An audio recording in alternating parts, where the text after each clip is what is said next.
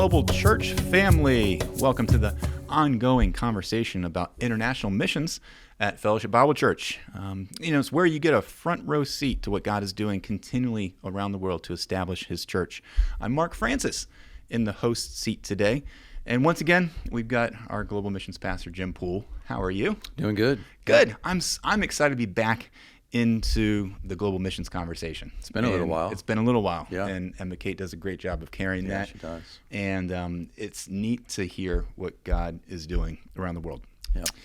We're here today to specifically discuss your trip that happened a few weeks ago to Uganda. Yep. So let's just walk through just the big picture once again. What is happening in Africa with our connections with global missions right now? Right. Yeah. So in 2023, we had a conference gathering lots of different folks from lots of different countries, and we gave an overview of the Knowing God lessons, and they said, "Hey, we'd like for you to come and share these lessons with us in our own country." And so we talked with Simon and Joshua about when they were here in 2024. And Simon is based in Nigeria, yes? Yes. And Joshua is? Joshua is also based in Nigeria. So two of our global church partners there. Yeah, exactly right. Yeah, so when they were here in 2023, actually, for our global church conference, we strategized how we could go to all these various different countries who asked for the teaching to be brought to their particular country. And so then last year, we went to 15 different countries, taking the overview of the Knowing God lessons. It was a whirlwind. I remember hearing your stories and listening to the episodes and knowing that, okay, where are Scott and Jim this week? Right, that's right. It was very busy. Yeah, very, very busy. Yeah. This year we're not traveling nearly as much as last year. So last March, Simon, Yako, and Scott, they went to Uganda. Okay. And part of this African tour, all these places that we went in Africa. So Simon and Scott went there last March. The first time that Scott had been there, first time that we had a conference like this in Uganda. And so then later on in the year, we brought the two key folks, Bishop Emmanuel and Samuel. We brought them to another conference in Nigeria where we taught on Romans, and then we did establishing the church lessons in Nigeria. So we brought the two key folks from Uganda. We brought them to Nigeria for a separate conference last year. So just quick context, the people who you're inviting to these conferences and the people who are attending these conferences, what are the connections there? How are they hearing about Knowing God and Fellowship Bible Church? What's bringing them to these conferences? Yeah, so the original contact with Bishop Emmanuel in Uganda came through Simon. Okay. Simon had gone to Nigeria to do some Bible training and then went back to Uganda. And then that's where the contact came from, was through Simon. And so Bishop and Samuel, well, mainly Bishop, he gathered people in Uganda, other church leaders, other pastors from several different denominations. He gathered them in Uganda last March. And so they were pastors and church leaders from several different denominations when Scott and different Simon denominations. were there That's last year. That's impressive. That's cool. So how is that even working there within a variety of denominations, variety of kinds of churches, different theological bents, right? Yeah. And somehow God is bringing all these people together under one roof for conferences. Most of the conferences last year that we did were multi-denominational. I would say maybe for the exception of Chad, which was mostly EMS or EQUA churches, or maybe one other country. But most of the other conferences last year, they were multi-denominational. Okay. So what we do is, you gather all these people, and they're invited by the missionary, by the EMS missionary that is there. And they EMS stands for Evangelical Missionary Society. Okay. Yep. And so they invite them all. And our desire is to, in a sense, throw out a big wide net to a lot of people, from even different denominations. It's no problem. And just see who the hungry hearts are. See those that are interested in the teaching, those that really want to grow more, those that want to know more, those that want to learn more. And they'll surface. They'll be interested. They'll pursue the other national pastors. They'll pursue the host who's putting on the conference. They'll pursue us. And so you just see those folks rise to the surface, and then those are the ones that you continue on with. Yeah. And so it's a big net to find those that are really hungry. So you mentioned last March in Uganda is when you guys had a conference. Yeah, Scott and Simon. Yeah. And so what then progressed to then lead you to this recent trip?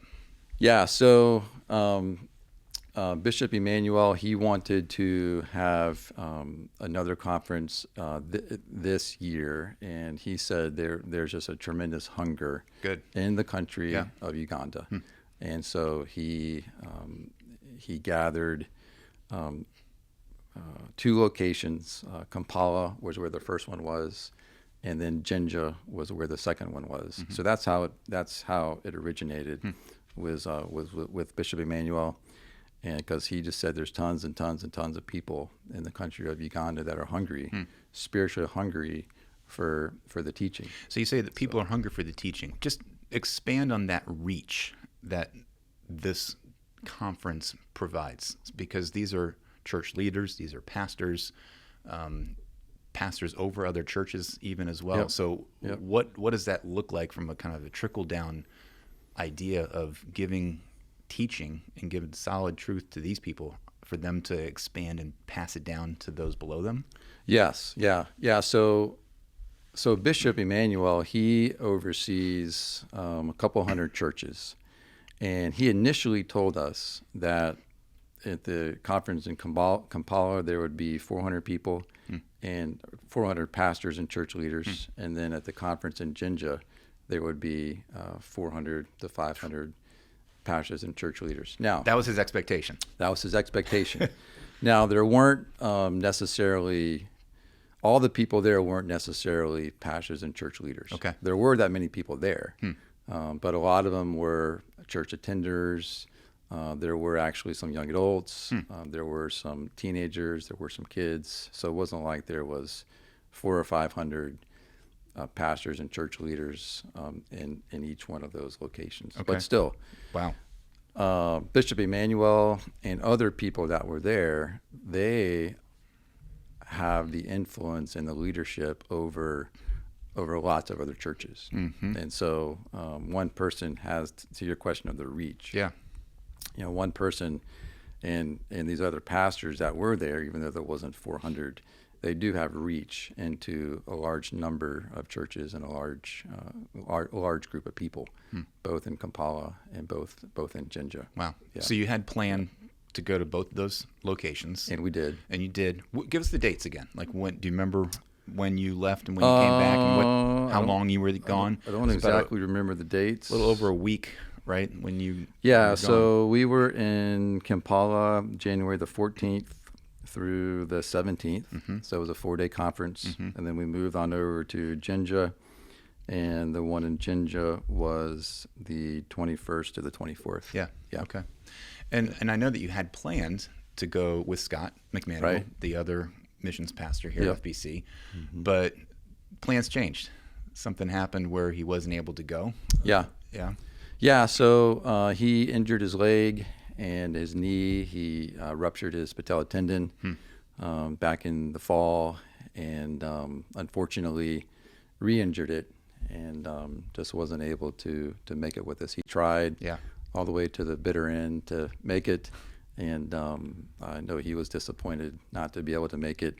And the folks that were with us, they were also disappointed that he wasn't able to make it, and they kept mentioning him, and sad that he wasn't able to. I be saw with us, him so. that day and walking around the FBC church Okay. offices. Okay. And I was like, I thought he was supposed to be gone by now. Yeah. So I wander into his Yeah. office, and he's sitting there, and he's got his leg propped up in a brace, and just goes into the whole story of how Yeah. he was just dying to go. Right. And knew that he had his leg injured. Yep. And drove himself to the airport. Right. Got the suitcase out of the car, started walking down the way, the kind of, I guess it's like a little overpass from the parking garage into the terminal there Sure. at Dulles. Yeah. Yep. And he's like, then it just hit him. He's Yeah. like, if I can barely walk this distance, Right. I can't go to Africa. And, Yeah. and I could just tell on his face, he was just really bummed about Yep. it. Absolutely. Yeah. But God yeah. had a plan. Yeah. You know, and he explained to me also of where it wasn't, the whole conference wasn't fully dependent on him to do teaching. Right. Right. That there was other plans in place, and that he was there to help maybe more oversee things. Yeah. And kind of evaluate things. Right, Explain right. what he was hoping to accomplish, and then did you still kind of glean what he was trying to do? Because Yeah. you had Simon there, you had Joshua there, you Yep. were there, so the teaching wasn't then all just getting dumped on you. Exactly. Right? Right. Yeah, exactly right. We had Simon and Joshua there to help us teach. And so from a teaching perspective, he wasn't quite as needed, even though we would have greatly enjoyed him being there. But we were there to evaluate like what God is doing in the country of Uganda. And because this was a gathering of people and a gathering of pastors that Bishop Emmanuel had gathered together. And our relationship with Bishop Emmanuel and Samuel is relatively new. Okay. And so we've only known them for a couple of years. And so, it's not like we've known them for, some people we've known for decades. So it was more of a opportunity to see their ministry. So when you and say to- evaluate, like Yeah. you're seeing the people who are there in attendance, and there literally was about 400 people there, Right. each Yep. location. That's a So lot. specifically to evaluate, we wanted to hear them teach. Okay. We wanted to specifically evaluate their teaching, and they did an overall. They did a good job. So it wasn't And just so- you, Simon, and Joshua teaching. You also you had the bishop Yep. and others do And teaching. Samuel, they and taught as Samuel. well. Okay. Yep. Yeah, exactly right. Yeah. So you're just kind of just seeing, okay, is the content all there? Is it? Yeah. Are they covering it in a manner that's going to be biblically sound? Right. And also being able to be received by people. What was your impression of their teaching? How did it go? Yeah, and one reason we wanted to evaluate them is because, to be specific, is they are having conferences even when we're not there. And we are sending over funds for them to print the lessons for them to be able to have these conferences. And so if we're sending them funds so they can print the materials and they can have conferences, we want to know what they're saying. We just want to be responsible that the content of what's being shared, that what we're supporting, what we're giving money to, is something that we're fully behind. Yeah. And so we needed to know that. But it still is really cool to hear, to know that there is this replication of leadership happening. Exactly. Especially in Africa, where Right. the reach can go far beyond the connections and contacts that just you and Scott have Right. and our team here. Yep. That, and even what Simon or Joshua, what their reach would be. So you're now duplicating, exponentially growing leaders Yes. who can potentially teach Yes. what you guys go around the world and teach. Exactly. Yep. So that's beneficial. Yeah. And so Yep. did it seem like a success? It seemed was. to go well? It was very much a success. Now, these folks are new. They're newer to FBC missions. They're newer to the content of what we teach. And as we said over and over again, the content is what is most important to us in FBC missions. And so what was really nice was having Simon and Joshua there. And we talked about that these folks, they need to be discipled because they're new. Yeah. They're newer. Right. And so they need somebody who will regularly draw alongside them and disciple them regularly through the lessons and through the content, how to disseminate the material to other folks, how to grow in their personal understanding of the material so that they'll own it and understand it for themselves, and then be that much better at communicating it to others. So all that to say that Simon, while we're there, he had actually been to Uganda several times a long time ago, and he actually he's known Bishop Emmanuel for like 15 years.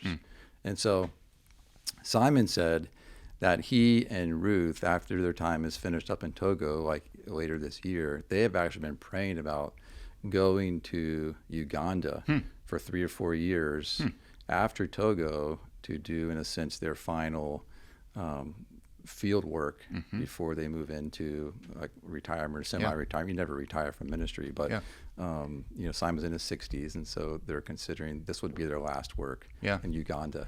So that was tremendous. I'm getting a picture of like the Book of Acts. Just how exciting it is to see.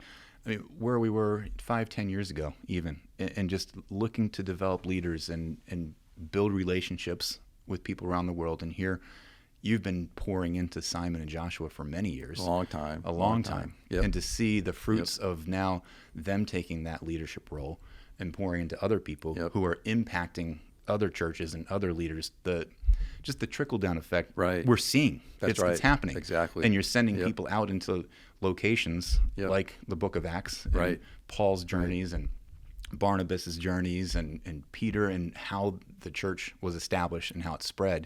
It's now spreading in Uganda. Yeah, exactly. And that's cool. But it's just neat to see God's hand in us being a part of it.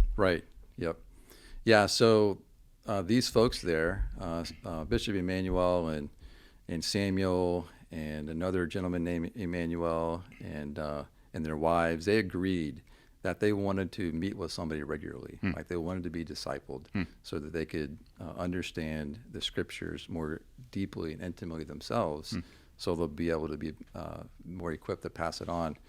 So Simon agreed to meet with them. Great. And so it's not something that Scott and I are doing, but it's something that Simon is doing.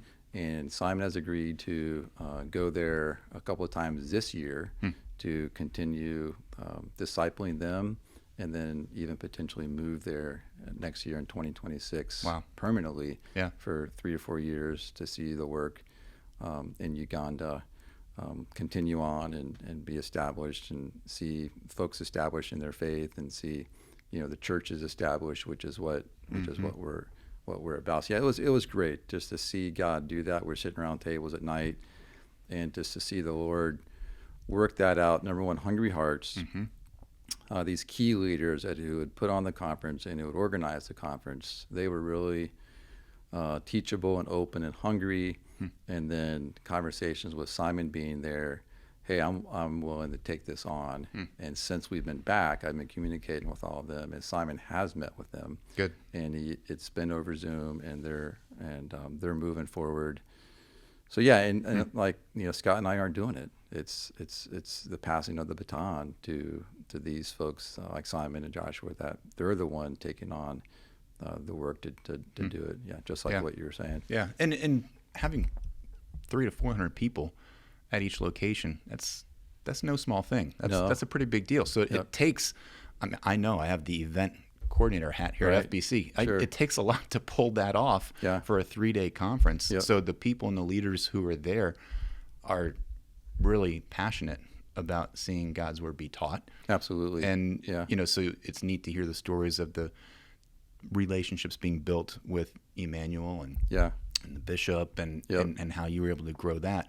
What stood out to you amongst, because the teaching is part of the conference, but then you have lunches, you have sidebar conversations, you have things that go on just outside of just the teaching. What stood out to you with some of the conversations you had of the people who were attending? Maybe you weren't even expecting they're going to be there, because you're saying some young adults and some other people who aren't necessarily church leaders were attending. This other gentleman named Emmanuel, he was at the Jinja conference, and he is very good friends with Bishop Emmanuel. And so Bishop Emmanuel had invited his friend Emmanuel and said, hey, you've got to come listen to what's being taught. And so So he came to the second conference in Jinja, and his wife's name was Grace. And so we got through the first day, and they were immediately just appreciating the teaching, just really, really, really loving what was being shared from the Word of God by Simon, by Joshua, by myself, by others. And so he was eating it up. And he said, this is just what I have been longing for, waiting for, but in a sense, not knowing what he was longing for, but once he heard it, then that was it.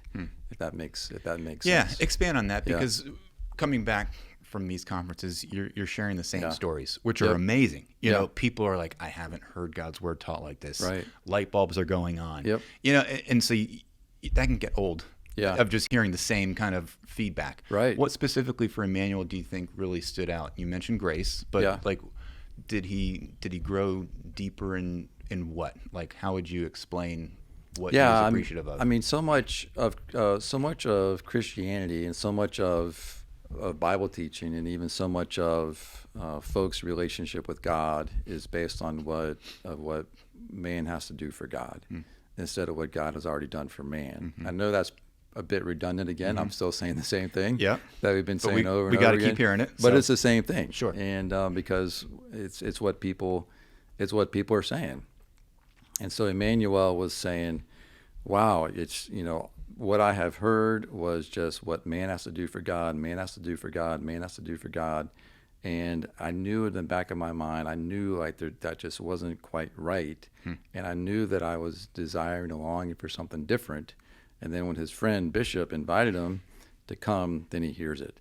And you start with the meta-narrative, like we've shared in so many podcasts, that it begins with God, it's prepared by God, it's fulfilled by God, and it is continued by God. And so when he heard that, he couldn't stop talking about it. He had to leave early because two of his sons were in the hospital with malaria. Oh, wow. And so they left after day number 2, and we exchanged information as he left. He left early, and I told him where he could come to our website and hear the lessons, and also follow along in his book, and also hear the lessons being taught. And he left saying he would make sure that he did that.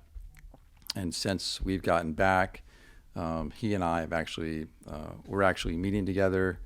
But my intent is not to keep meeting with him necessarily, but to have him, like is already planned, be joining Bishop Emmanuel and Simon and those guys. So my point is that there's hunger. He didn't just go home and throw his Bible on the shelf and let it collect dust, or throw his lessons book on the shelf and collect dust. And he oversees 40 to 50 churches. Oh, wow. And so to your point earlier on, we're working with people that are really in a position of impact. And do you feel like his friend Bishop Emmanuel would kind of take him under his wing a little bit? Are you getting a sense that there's going to be that pursuit as well of discipleship? I think so. These guys are in a different denomination. And so I think they're more like peers. Okay. And so Bishop Emmanuel oversees this group. Emmanuel oversees this group. Francis oversees this group, who was the other gentleman there at dinner that night. These 3 key guys.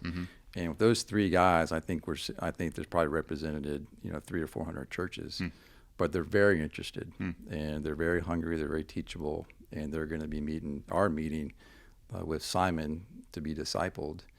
And Simon's going to be going there to visit them in country, and maybe even moving there next year to keep this work in Uganda going. So Simon's going to potentially be a key player to pray for. Absolutely. To know that, like, if he does feel like, okay, it's time to move and go there, he's going to have several people that could be right there in his kind of circle of influence to work with and disciple and continue to pursue them.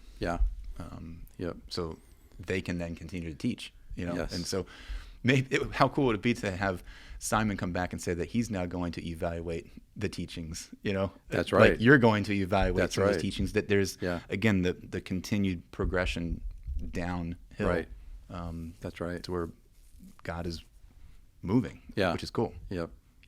So I always like to ask these questions, like what off the cuff things went on at the conference that normally you laugh about? Like what are some of the fun things that you guys did or saw, or because to me as an outsider listening, man, it's a lot. Just being in a conference all day, every day, teaching, lunch, teaching, no naps, no rest. Did you get a break at all? There are a couple. We came across a decent restaurant in Jinja that was called the Java House, and they had really good American food. Oh, okay. And so that's always was a plus. Yeah. And so when we travel, we seldom get salads, or we're just reluctant to eat the fresh food because we're not sure how it's been washed. Sure. And so I pressed the waiter. He said, the salad's washed in filtered water. The salad's washed in filtered. I said, are you sure? He says, yes. So I finally ordered a salad. Okay. And so I got a nice big fresh salad. And it worked okay? And it worked okay. And we actually went through 2 days in a row. Yeah. And because we get a nice big salad.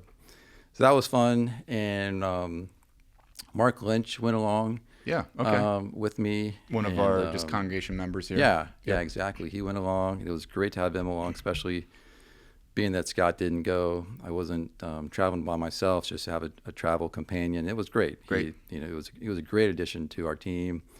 Interacted with Joshua and Simon very, very well.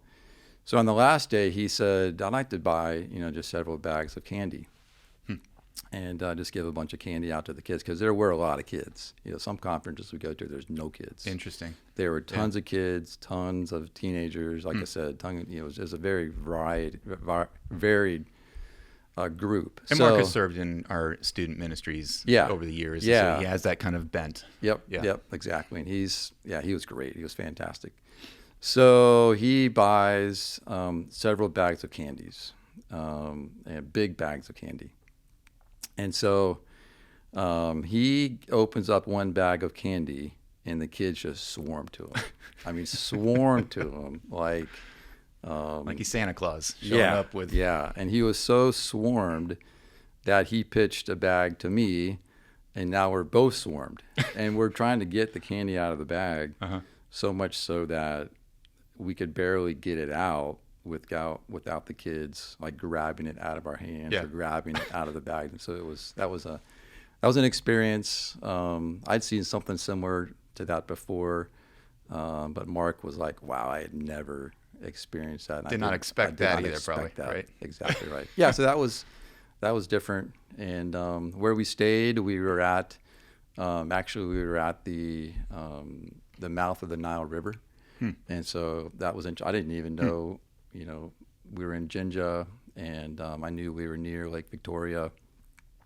And so these guys are talking about, we're going to go to Jinja, and it's going to be, the mouth of the Nile. And I was like, oh, is that the same Nile River that we read about in the Bible? And they're like, yeah. And my geography is not very good. Yeah. You just get on a plane and show up and just go wherever you're supposed to go. Wherever we are, just, So I said, well, we're nowhere near Egypt. And then they enlightened me. My geography is not very good, but the Nile River is the longest river in the world, over 4,000 miles long, and it flows north. Yep. And so, I was informed. And so, it was fun. We actually had a half a day little excursion where we went down to the river and took a little boat up into Lake Victoria a little bit, and then so that was fun. We never do that type of little. Nice to at least get a little bit of a break. Yeah, it was. We had a down day, so half a day they took us out and did a little.